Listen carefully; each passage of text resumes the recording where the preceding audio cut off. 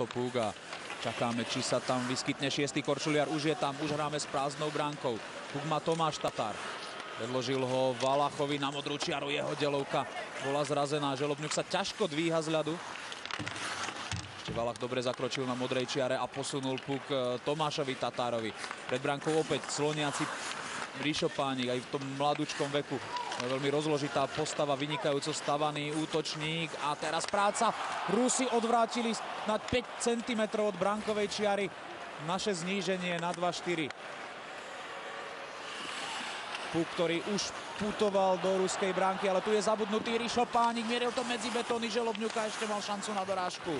Valach zachránil to. Tu je Štajnoch a jeho strela. Ešte dorážka a je znížené na 2-4.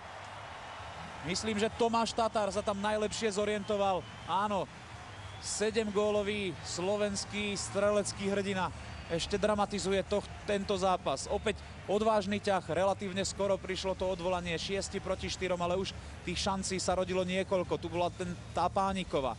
Potom Valach dobre zakročil na modrej čiare. Štajnochová strela, ktorú Tatar síce netečoval, ale potom Lišiacky vlastne z bránkovej čiary o ruského obrancu dokázal znížiť na 2-4 a jeho 7. gól na šampionáte.